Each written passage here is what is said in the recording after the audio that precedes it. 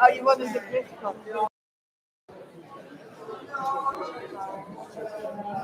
In a different part of Rosie. Hi, nice to meet you. Hi. So what, can we just sit anywhere then? Well, I think not the first 3 days.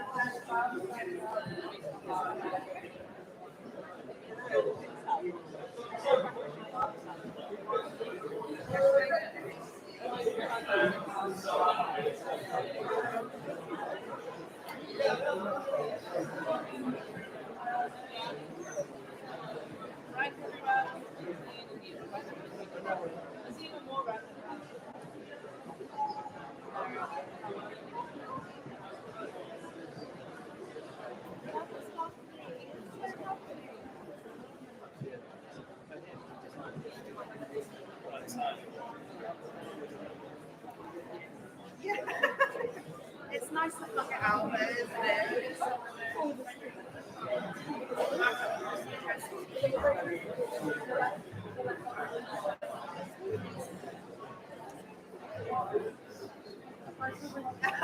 You've got really nice shots. We were looking for that actually the other day.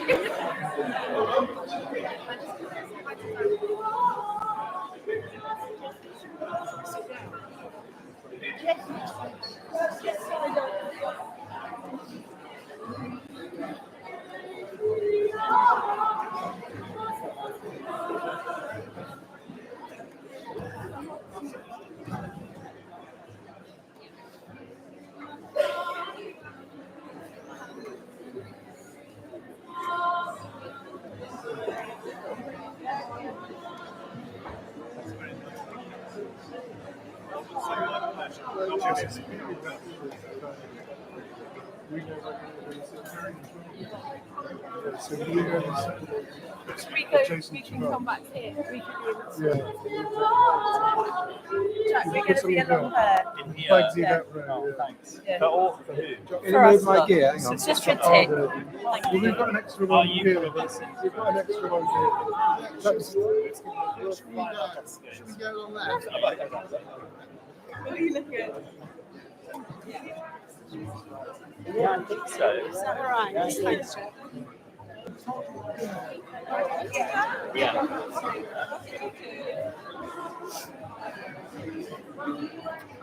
In here, is it? we have this other seat. Why Yeah. don't we take this? Let's talk about another wheelchair. Both the wheelchairs are in. That one and that one. Yeah.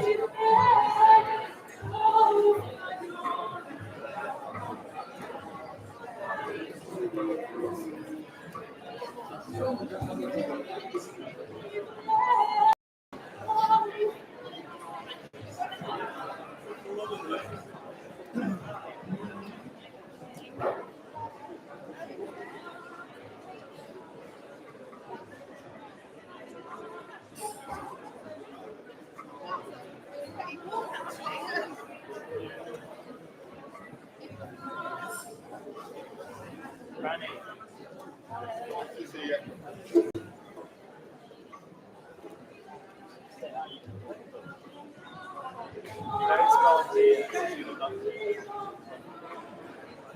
See you up with your speech. Yeah. See you later. Sorry.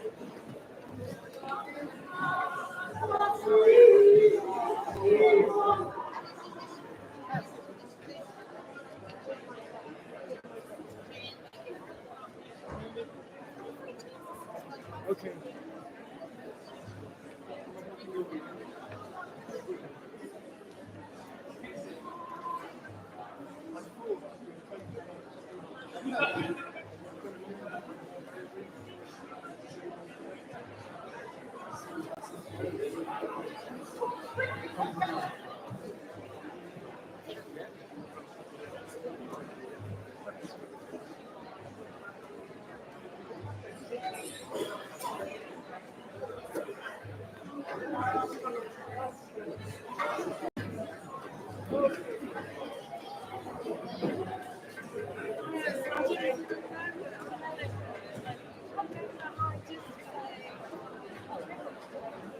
I've been to your house many years ago for a party. Oh, that's so sorry that I haven't seen you. Let's do this half or something.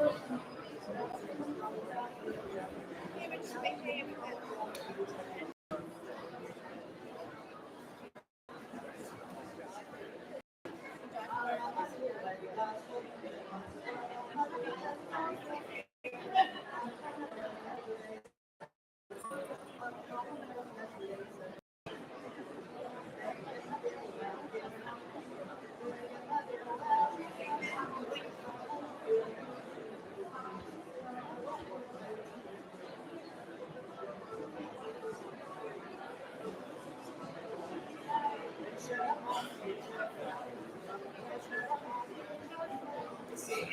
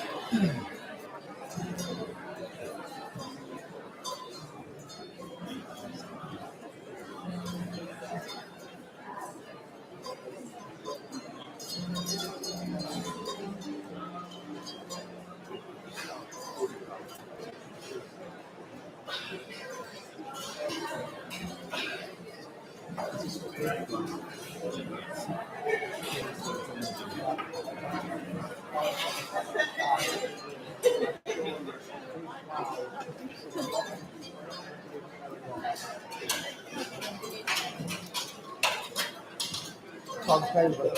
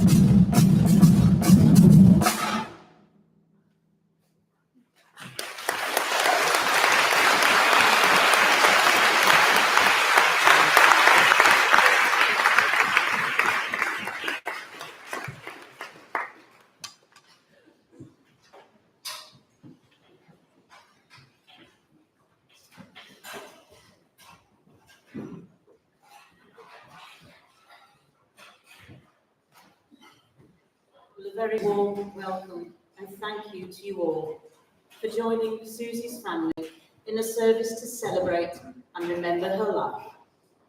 She would have loved to see you all here, with so many wearing her favourite colour, green. Susie was a committed and enthusiastic member of Drum Machine, who opened the ceremony kindly for us today, and we thank them for it. She loved performing with the band for the sheer physicality of the rhythms and the fun of making music with others.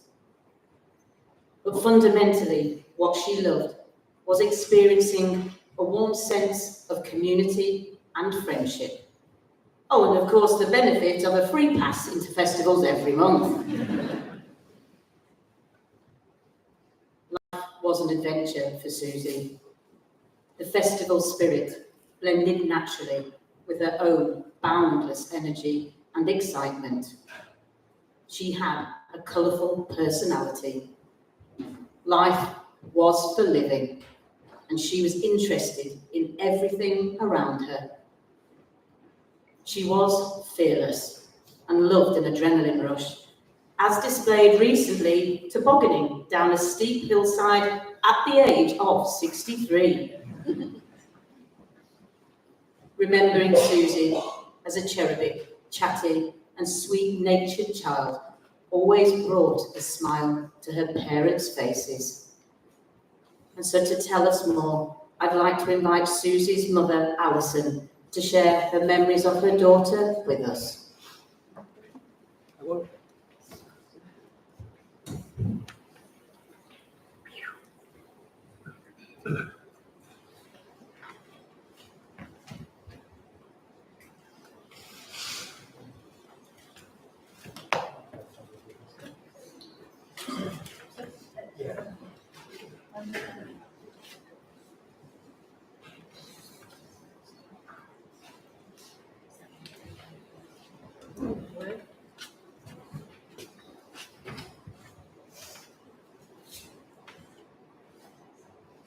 I was so afraid of having a baby that I arranged to have her at home.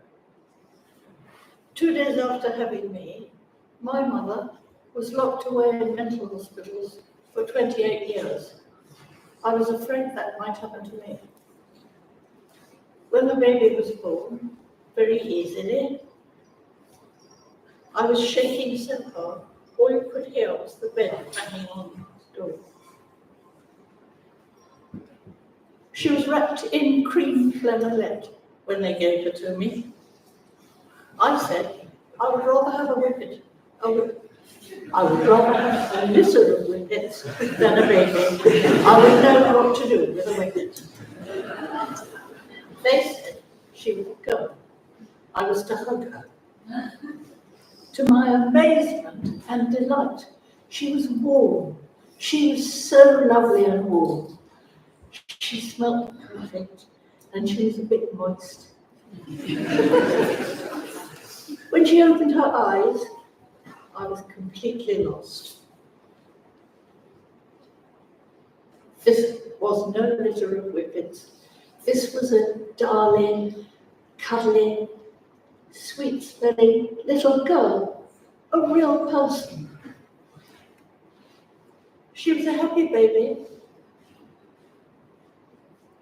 apple cheeks and green eyes. I could put her up on my knees in bed and let her down with a whump, and she would roar with laughter. I had more babies. Susie loved her sisters, played with them, bossed them about. She wanted to know how I had read aloud to them, so I taught her.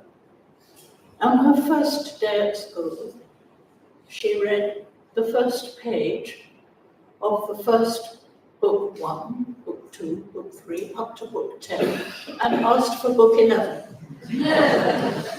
The teacher was very cross with her, both me for teaching her and her for learning. I'm not supposed to tell you this, but she was beautiful. With her round cheeks and lovely eyes, she was a knockout. She talked easily and early and could make anyone talk to her. Her sisters did not need to bother because she talked for them. Caroline wants some orange juice, she would say, or Jessie needs that toy. She was always right. She was endlessly curious and always wanted to be shown things. The House of Lords at half-term, Russia from school, lovely Mary, and white donkeys in Ireland, and picking endless yellow flowers called bougaroons. How would she get to Africa to work at Kola Ndota Hospital in Tanzania? Could she climb Kilimanjaro? Could she make a raft and float down the Tana River in Kenya, lined as it was with crocodiles and hippos? Harder than she thought, but yes, she could. Always a fluent correspondent, she wrote wonderful letters to us about her adventures, and in the years that Steve and I lived in Africa, she always found time to write to us. Despite the pressures of being a young doctor, she had wanted to be a doctor from the age of 9. She had a mind of her own and was very determined. She came with me to help paint Simon House, a night shelter for single homeless men, one day when she was a rather scruffy 13. A tough resident who liked setting light to the oil tank in Simon House walked in and looked at her and said, "What the fuck do you think you're doing?" Rolling the paint off her roller, she used it as a pointer, and she said to him, "I'm fucking painting you because you're too fucking idle."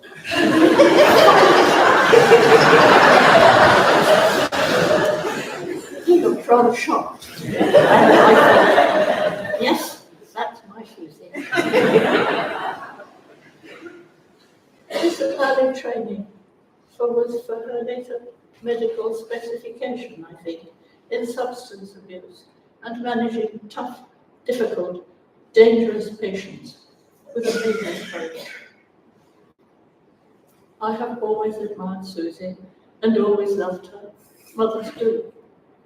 What has happened in the last few weeks as your letters, emails, and messages have poured in is that the whole family have discovered just how much all of you loved and admired her.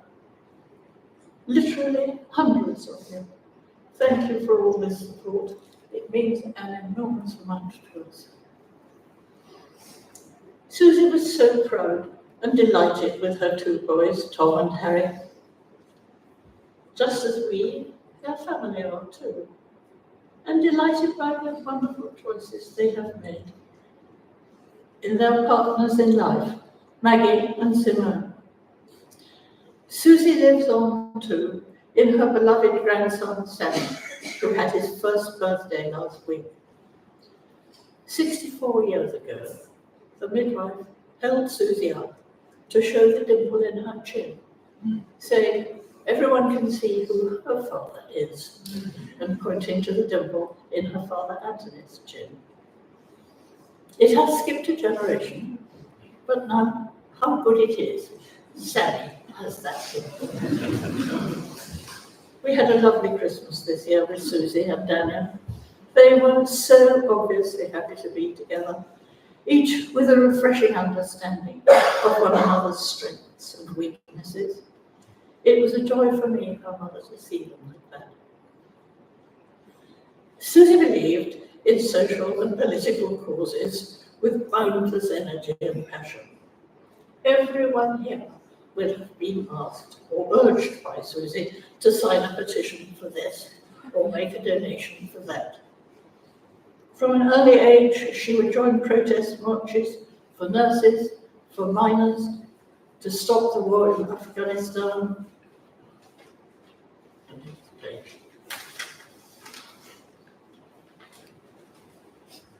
She and I formed a women's ring around Greenham Common, protesting about cruise missiles and their nuclear warheads. When my husband Steve and I were returning from a holiday in France, we heard the country was testing its nuclear weapons on Mururoa Atoll in the South Pacific. Buying a tin of day-glow red paint all the way back through France, we painted Mururoa non on every bit of French property. We told Susie about it. We came to Hepton Bridge to stay with her a few weeks later, and she said to her friends as we arrived, "This is my mum. She's a terrorist." I'm not proud. Oh, my darling Susie, we are proud of you too.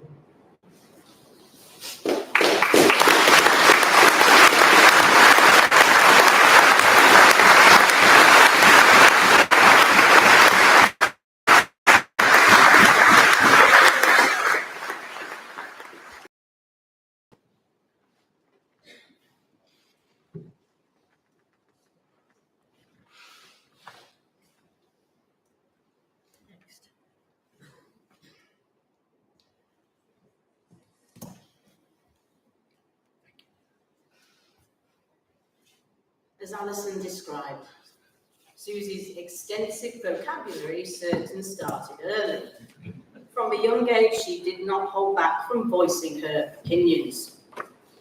Boundaries and filters didn't apply to Susie. She was determined to live life on her own terms, according to her own values. And people were instinctively drawn to her energy and childlike joy. And Susie loved to talk to anybody and everybody. This didn't exactly help with her timekeeping, as there were always plenty of people to distract her from arriving on time. But if somebody needed her time, she would give it to them with focus and compassion. We all have our ups and downs, and Susie had been through a great deal in her life. Her emotional personality, trusting nature, and lack of hesitation could make her vulnerable. But deep down, her inner happy hippie would resurface to buoy her up.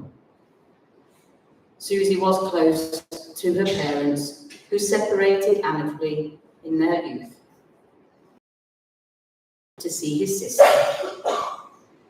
Susie was so pleased to have been able to support him to make that final journey, spending time with him in his final days.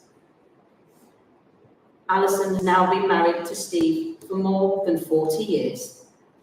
He is a brilliant stepfather and shared a loving and close relationship with Susie and her sisters. As the girls grew older, the three sisters would take breaks together in England and further afield, including Italy and most recently the Scilly Isles. They were always there for each other. And so I'd like to invite Caroline to say a few words and share a reading with us on behalf of herself and Jessica.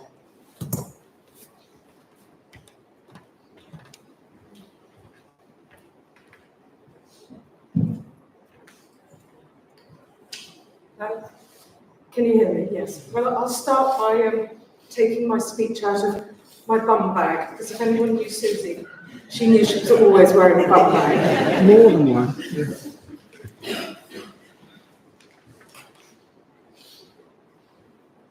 So we three sisters, Susanna, who most people know as Susie, me, the middle one, Caroline, and Jessica, the youngest, were always very close.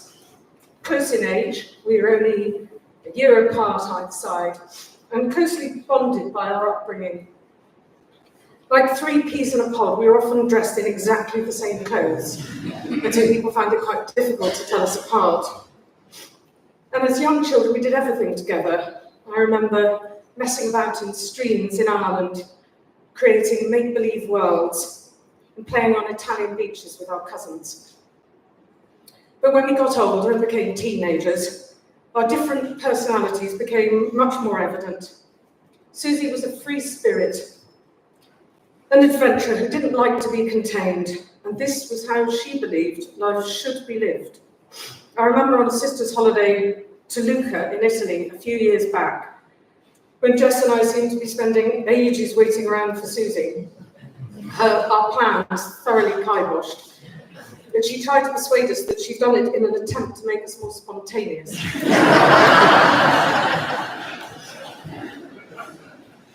But over the years, however different our characters and choices in life, we all knew we'd be there for each other through thick and thin. If either Jessie or I got a call at 2 o'clock in the morning, we knew it could only be Susie, either wanting to share something exciting or sometimes her troubles. It's difficult to imagine our lives without her. Ridge Walking is a poem that Susie had framed in her hallway, and I think it says a lot about her approach to life. So this is Ridge Walking by Charles. This is my life, out here on this ridge, windy here, a narrow ridge. Often I'm scared, have to squeeze my eyes shut, hug myself to the rock, crawl along on all fours, mumbling mantras. But sometimes I dance the thin line, whirling in the sun, shouting in an arms up, head back laugh. This is my life out here, a slim chance, with steep drops on either side. But Christ, the views are bloody marvellous.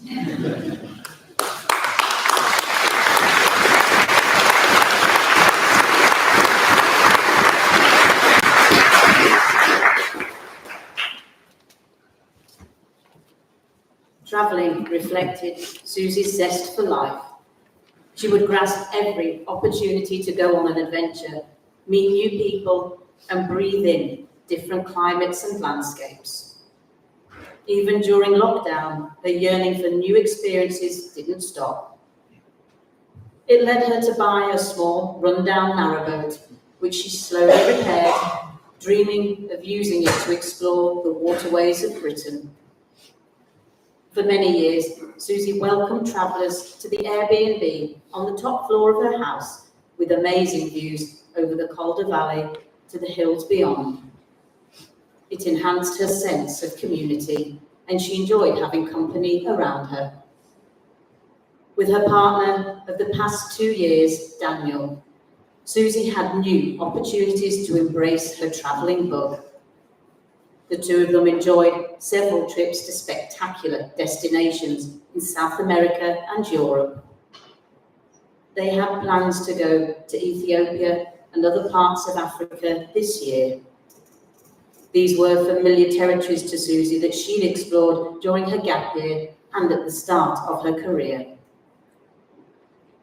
And so, to pay tribute to Susie, I'd like to invite Daniel to say a few words about her.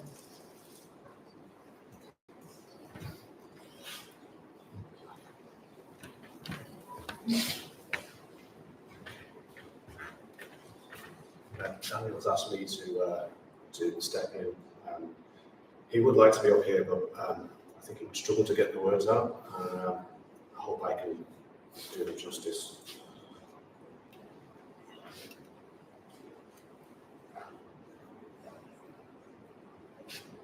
Outside Nelson's, January 22nd, 2023, around 10 p.m, Susie entered my life, my own personal whirlwind. With a special type of chaos, not always quite on time, always with a smile, Susie loved everyone and everything. Her favourite foods were eggs, fish, coffee, lots of coffee, and cake, especially coffee and walnut cake. Susie actually started a spreadsheet for coffee quality versus value. The station cafe and the excited goat were at the top of the list. Susie always has something to do. Lists, lots of lists, and bags within bags. After midnight, she would grab her loppers, put on reflective clothing, and prune any branch that she felt were encroaching into the roads. Remember Susie every time a branch hits your car. With a love of travelling, music, fire, festivals, and camping, a huge ball of energy with a unique personality, she was always the first onto the dance floor. Sammy, her grandson, meant the world to her, and she was so looking forward to him spending his first night at her house. A queen of lend a hand and recycling, Susie would recycle everything. She would wash the yogurt pot film lids, run them through the dishwasher before putting them into plastic film recycling, and I think she had at least 8 different bins. But finally, if you come across Israeli products like avocados in the supermarket, hide them. Susie would love that.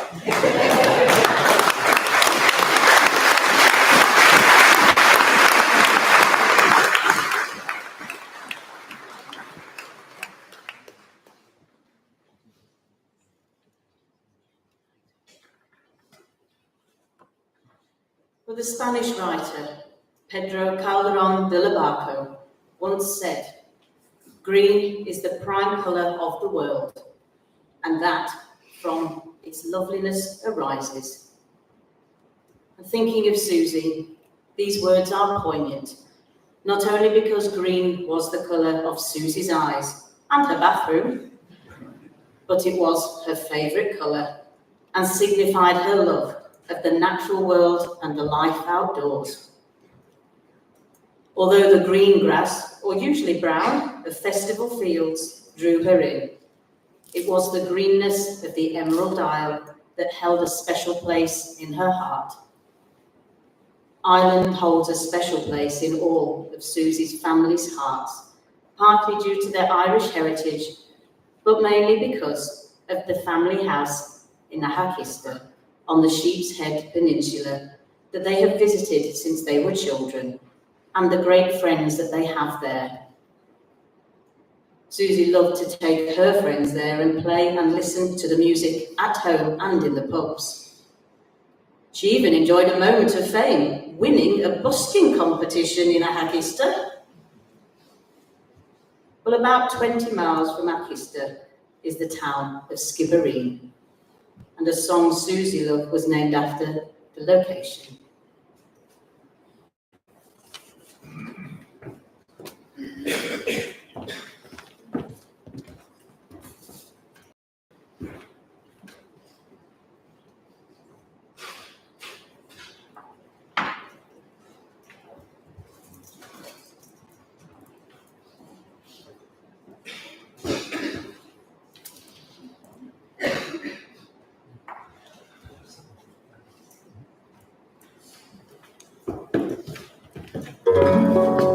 Oh, Father dear, and I often hear you speak of Erin's Isle. her mountains rude and wild. They say it is a lovely land, wherein a prince might dwell. Then why did you abandon it? Or the reason to me tell. My son, I loved my native land with energy and pride. Till a blight came over all my crops, and my sheep and cattle died. The rents and taxes were to pay, and I could not then redeem. And that's the cruel reason I left old Skibbereen. 'Tis well I do remember the bleak November day, when the bailiff and the landlord came to drive us all away. They set the roof on fire with their cursed English gleam, and that's another reason I left old Skibbereen. Oh, your mother, too, God rest her soul, lay on the snowy ground, fainted in her languishing, seeing the desolation round. She never rose, but passed away from life to immortal dreams. And that's another reason I left old Skibbereen. Oh, you were only 2 years old, and feeble was your frame. I could not leave you with my friends, for you bore your father's name. I wrapped you in my coat the more at the dead of the night unseen, and I heaved a sigh, and I said goodbye to dear old Skibbereen. Oh, well, Father dear, and the day will come when on vengeance we will call, and Irishmen both stout and tall will rally up to the call. I'll be the man to lead the van beneath the flag of green, and loud and high we'll raise the cry, revenge for Skibbereen.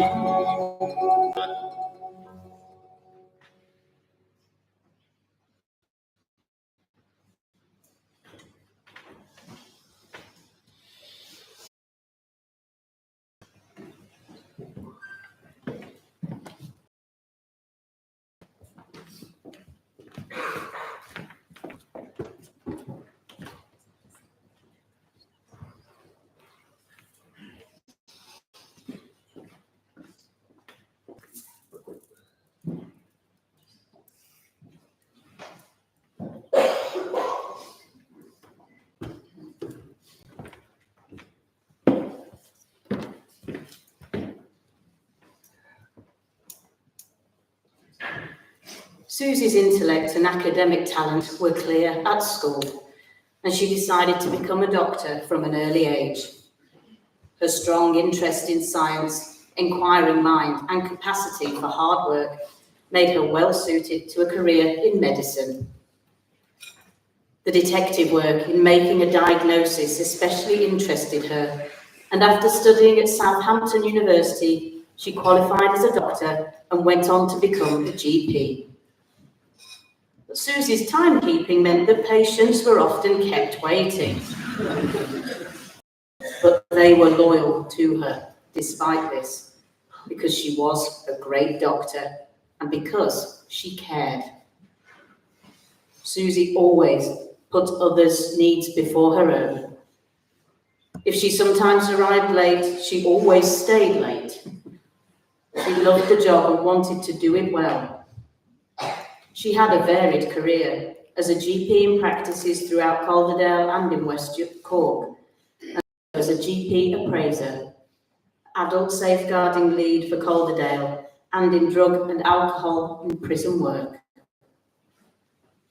Susie's family have been overwhelmed with the countless tributes from fellow doctors and medical colleagues, describing Susie's work, compassion, support, and friendship.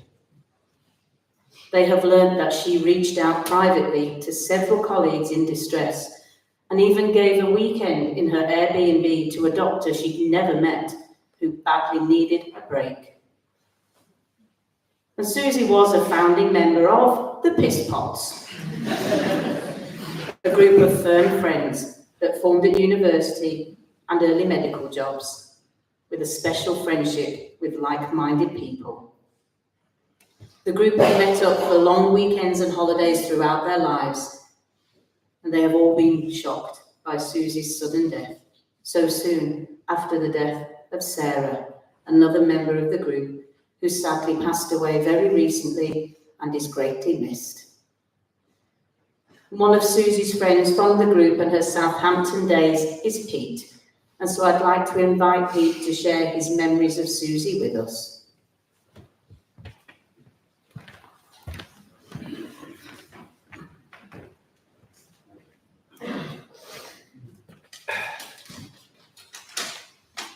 I've known Susie since 1979, 46 years, and loved her most of that time. We studied together, we played music together, we travelled together, we worked together, we went hang gliding together, we dreamed together, we learned about the world together, and oh Susie, I'm going to miss you so much. And we shared friends.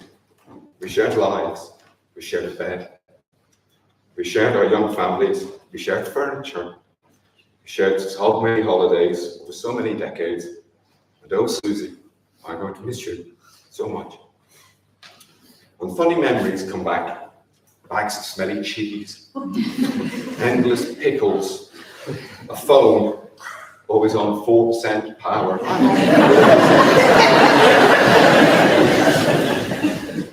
Strange love and ability at untangling messy balls of string.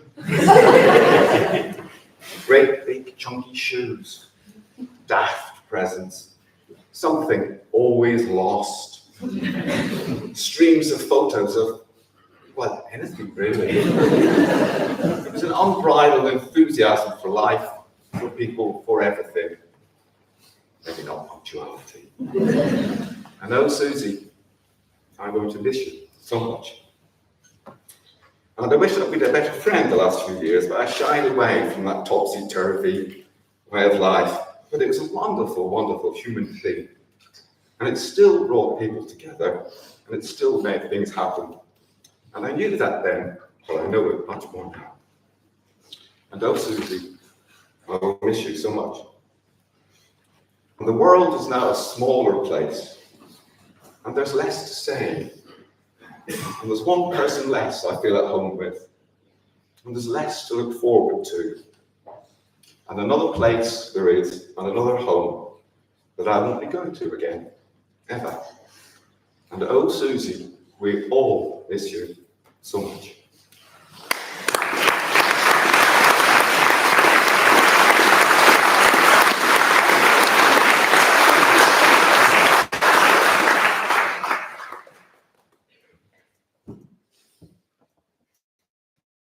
Susie was keen to promote and encourage equality and the rehabilitation and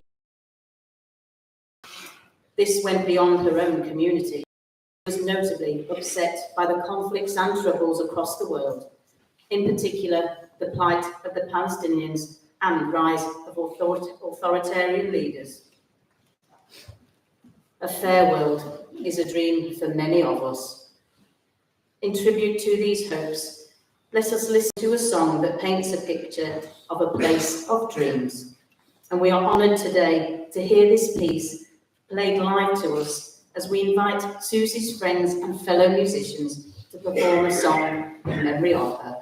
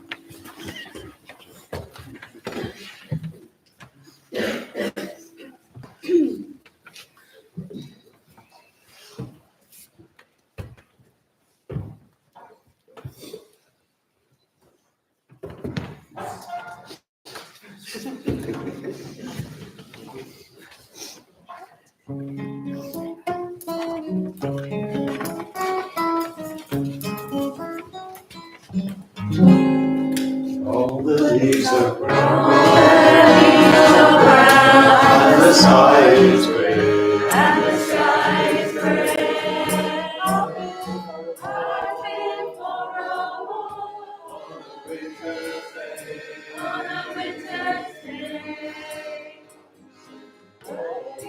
Sing and warm. If I was in LA, California,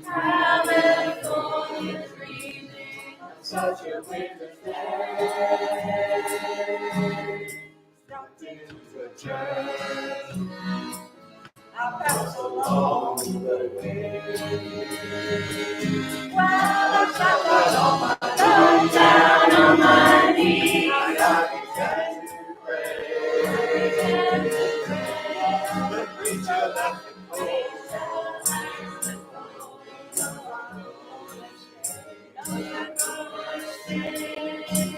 California dreaming on such a winter's day.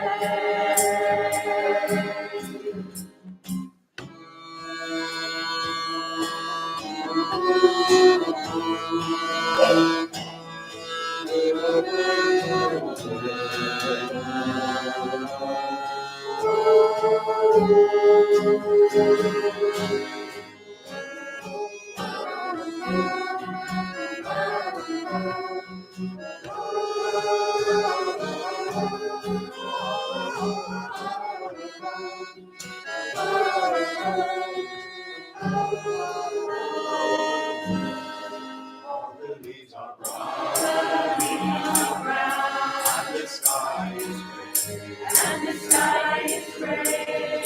On a winter's day, on a winter's day, we're all broken hearted, say goodbye today. California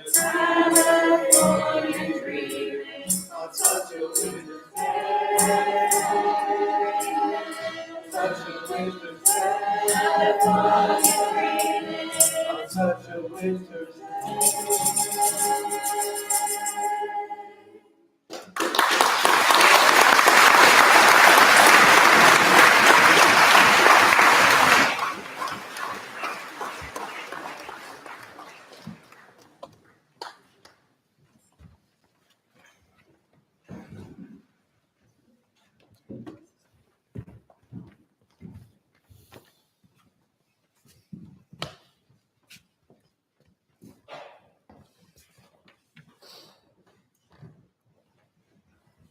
Susie and Mike met when they lived next door to each other in Peckett Wells, a few miles outside Hebden Bridge.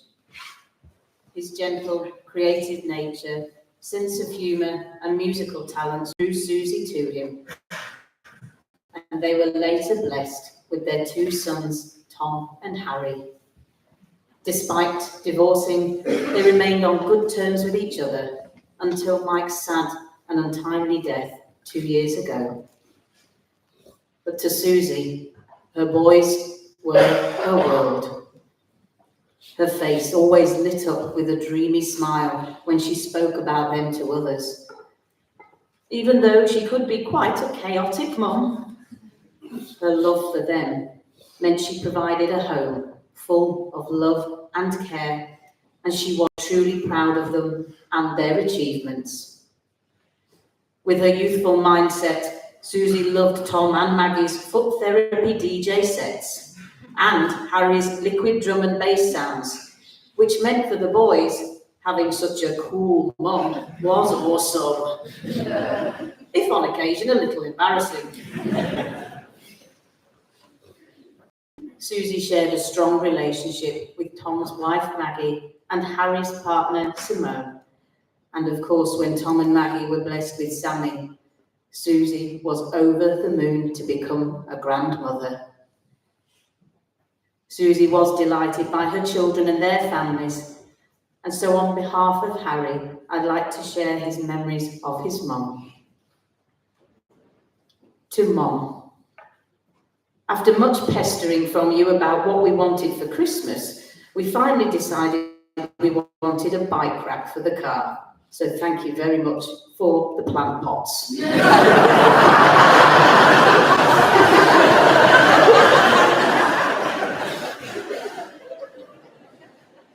It was only a month ago you brought them down to our new house, and we admired them together by how well they fit with our garden.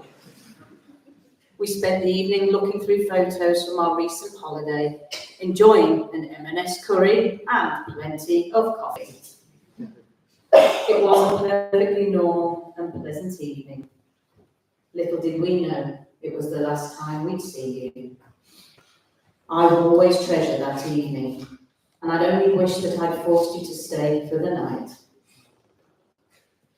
I have many memories of my mother, but it's so hard to collate them all as she lived many lives. I always lost track of where she was working. I'm almost sure that at one stage she had 8 different jobs in the NHS all around the north of England. I would often stumble back into the house slightly intoxicated at 2 or 3 in the morning as a teenager to find her working on appraisals, a Thai curry still warm in the wok and half a cafetiere full of coffee. She lived about 19 hours a day, leaving the remaining 4 for potential sleep. I look back on my childhood with great elation for the experiences she gave to me and Tom. From Ireland to Austria, Glastonbury Festival to the ruins of Pompeii, travel wasn't without its challenges, of course. It'd be one thing to forget your passport, but if it was the coffee flask, then that would warrant a full-blown catastrophic response. But there was always time for a quick sandwich at the airport, even if the flight was ready to take off. I lost count of how many times we heard our names on the tannoy.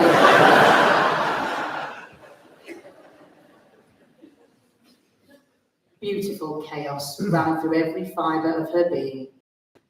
There wasn't a minute in a day wasted from making damson jam or pickle, to scoping out all enticing items to upsell on lend a hand or free cycle. Always decluttering, only to make space for more clutter. She was the biggest supporter in my career. Her pride was a great motivation for me, and I will always remember the look of joy and delight on her face after seeing me perform. The world feels eerily quiet without her. I already do, and will miss her so intensely for the rest of my life. Many thanks, Harry.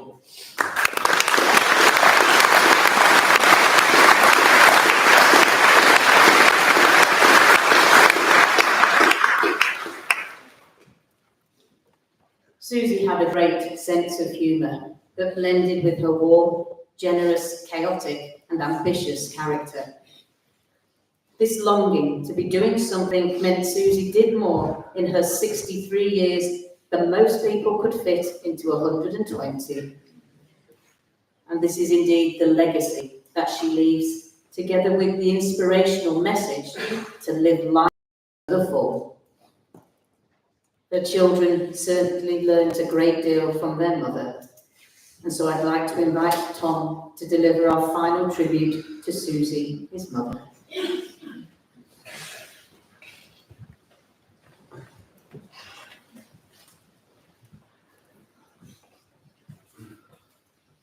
I've written mine as a rhyme because I think I've been reading too many children's books recently. There's much I could say, but it's hard to come by having those marvellous of mothers. I must have been about 4 when I first knew for sure she wasn't quite like the others. The other boys' mums would say to their sons, get inside and keep them clothes clean. But my mum said it's good to get covered in mud. Just go sit and stare and scream. Well, when I went to school, I wasn't very cool because I'd never seen the latest TV. And when others had ham in their sandwiches or jam, I had gooseberry chutney and fruit. In about 96, I got my first Liverpool kit. It was great, but there was something it lacked. I begged and I pleaded. There was one thing it needed, the name of my hero on the back. My mum saw the price, and she wouldn't pay twice, but saying no just wasn't like her. So with a needle and thread and an old sheet off the bed, she stitched on Fowler, who was Liverpool star striker. I thought, now I'll find you the cool kid. She loved both her boys with devotion, and at times couldn't contain her emotion. At parents' evenings, the strength of her feelings could cause a bit of commotion. Yes, I withered a little inside as she cried her tears of pride. The teacher would say, "He's doing okay," and you'd think she'd said, "I've died." She'd go out on a limb to support every whim, every fleeting hobby and sport. From trombone lessons to karate sessions, she'd give it her full support. From the sublime to the absurd, she wouldn't be deterred. She'd see all our plans to fruition. And when Harry got a drum kit, the neighbours had to lump it, and now he's a professional musician. Now, as a young child, I was weak and mild. As a teen, I was more problematic. We would clash and collide, and it's hard to decide which one of us was more dramatic.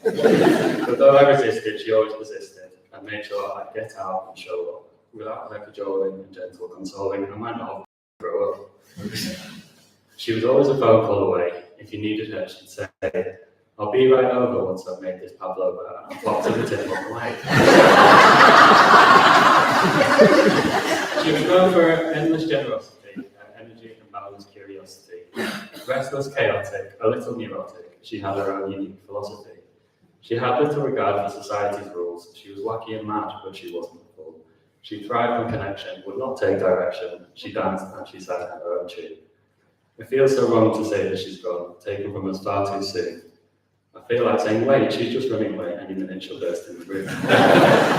The worst part for me is that she'll no longer be with her wonderful grandson Sammy, but as sure as he goes, we'll make sure he knows that you have the world's grooviest granny. So, you know, through the highs and lows, to have you, we were nothing but blessed, and though surely you never meant to leave so early, I hope you can finally get some rest.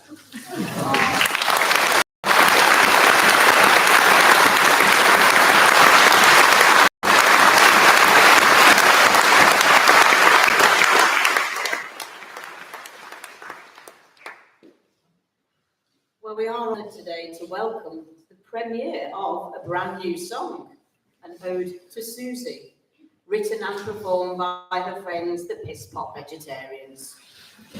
So whilst they set up, please take a moment to find the lyrics and warm up your vocals to help sing along if you'd like to the chorus song, which has been adapted from a piece by the Pogues.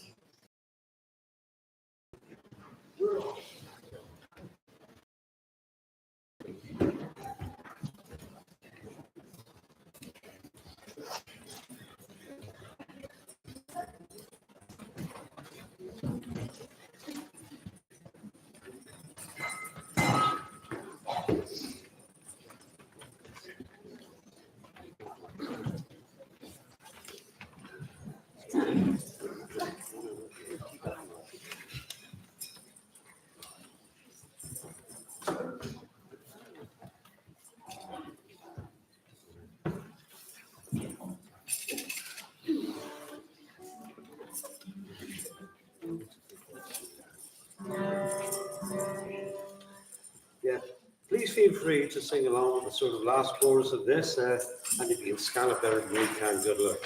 1, 2, 3.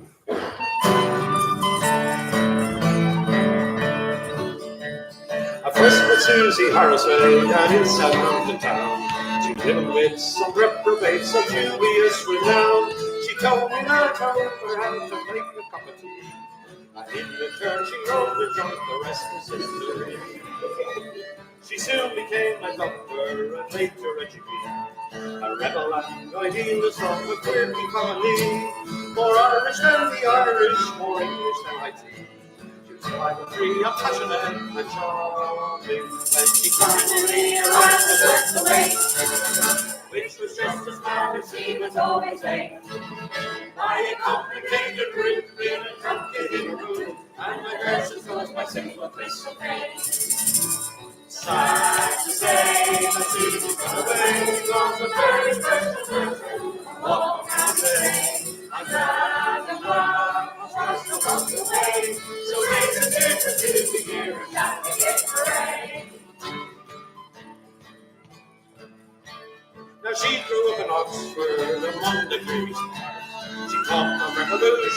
while playing her guitar. She sang some songs by Dylan and drove a vintage car and would fall asleep at midnight without warning. We went to Archester to Munich and Turin. We both pitched down the Autobahn and I hitched back again. She lived in Cairns and Summers, Maine, a wife in Somerset. But Susan's life was anything but boring. Sometimes she liked to live like on the cheap. She'd recycle everything in me. Paper bags, banana skins, she wanted composting. Now I hear she had a lovely cup of tea. Sad to say that Susie's gone away, was a very special person. What can I say? I'm glad you're now across the way. So raise a cheer for Susie, and let's sing the hit parade. I went to visit Susie when I met my future wife. Michael Sarah on to Oxford, and she made a friend for life. Like two friends, we stuck together through the good times of the strife. The thing we never see them is a long thing. She settled down and had to work until she can't be proud. She joined the band for room machine and played those congas loud. She always was a person who stood out from the crowd. With a smile on her, could only come this morning. And we wish you more and more each passing day. And there's something else that we would like to say. Your memory shines bright and you blessed us with your life. How we wish that you could be with us today. Sad to say that Susie away. She was a very special person. What can I say? I'm glad that her love was along the way. So raise a cheer for Susie, let's have a hit parade. So raise a cheer for Susie, let's have a hit parade. So raise a cheer for Susie, let's have a hit parade. We love you, Susie.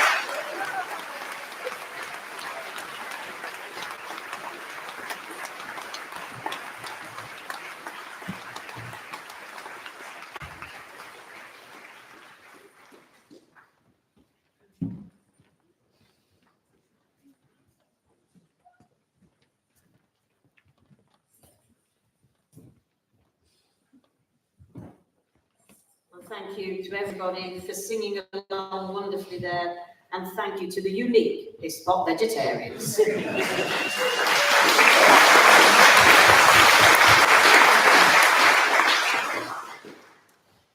Dearest family and friends, if you are able, could I please ask you to be standing for words of farewell to Susie.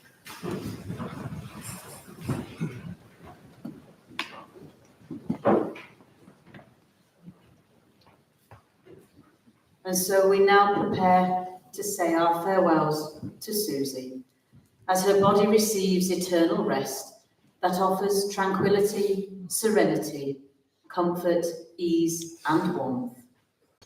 Today it is only Susie's body that leaves us, yet the memories she leaves us with are eternal.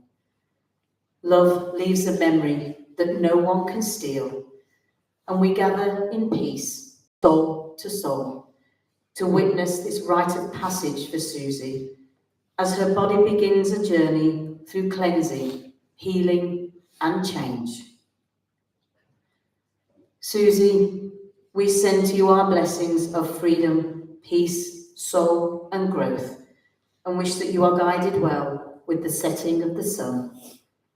As a parting gift to us all, you leave us with this memorial and gift of your life. We thank you for being a wonderful mother, sister, partner, grandmother, aunt, colleague, and dear friend. And we thank you for the support, care, kindness, generosity, wisdom, joy, laughter, music, and love that you have given. What we thank you for the most is for being you. And so in honour of your heritage and love of Ireland, we send these Irish words of wisdom to you. May the road rise to meet you. May the wind be always at your back. May the warm rays of sun fall upon your home, and may the hand of a friend always be near. May green be the grass that you walk on. May sky be the blue above you. May pure be the joys that surround you. May true be the hearts that love you.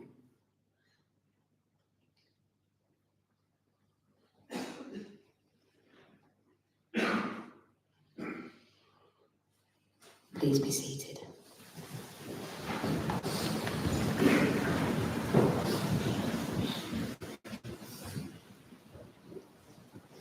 Now, as the ceremony draws to a close, we take a moment to remember and reflect on our memories of Susie.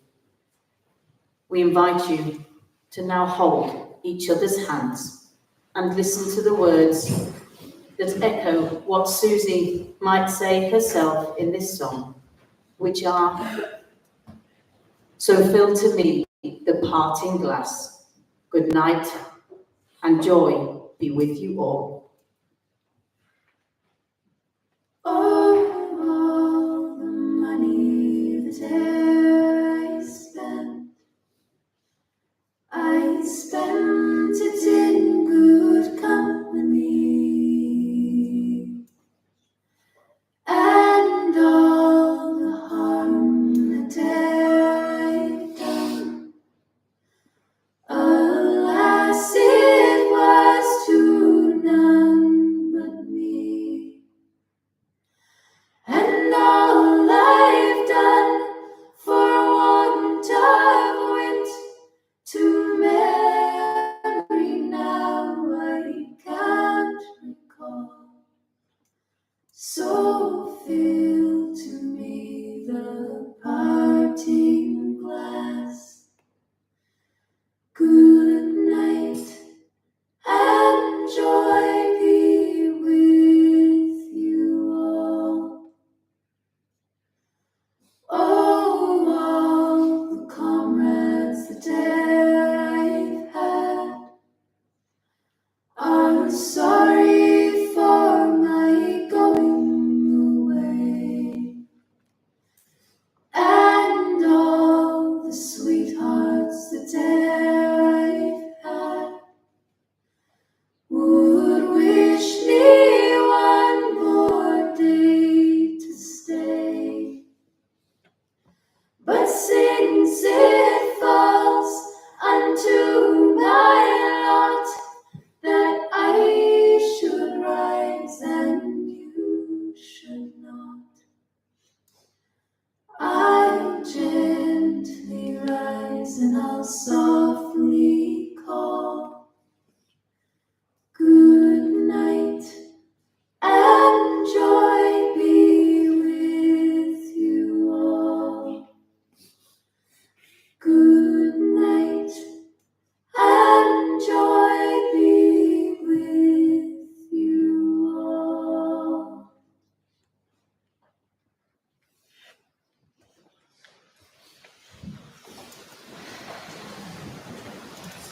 On behalf of Susie's family, I send their deepest and most sincere, heartfelt thanks to you all for coming today and paying your respects to her. People have come from across the country and even further afield, so thank you for making the effort to join us today. Susie was very generous in her support for causes that she truly believed in, and so if you wish, you can make a donation today in Susie's memory, which will be shared between 3 charities: Practical Action, Medical Aid for Palestinians, and the Women's Centre in Halifax.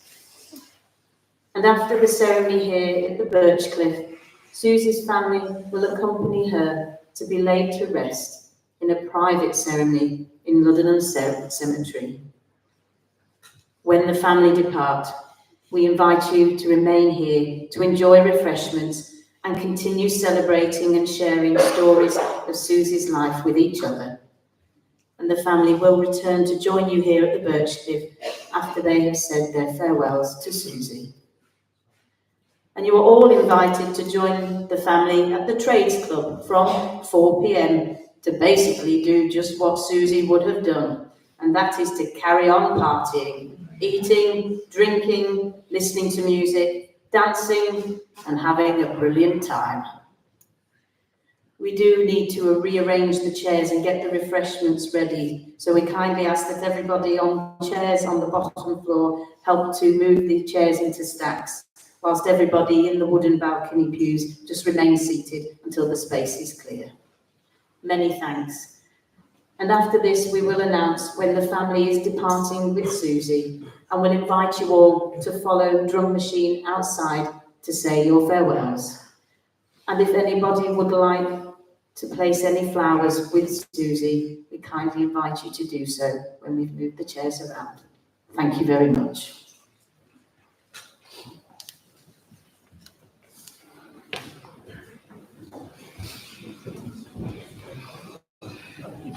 Thank you.